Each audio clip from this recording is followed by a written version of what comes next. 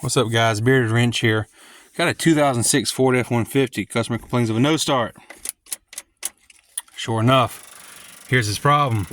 See that little red light up there? That's your PATS light. If it's solid, that means there's an issue with the PATS system.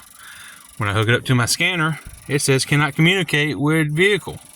Come here, take a look at where your speedometer is supposed to be and your mileage. It says check gauges. Fellas, that's the only one thing that can be: bad PCM. Unfortunately, it's a sad day for this vehicle because the PCMs are no longer available from Ford.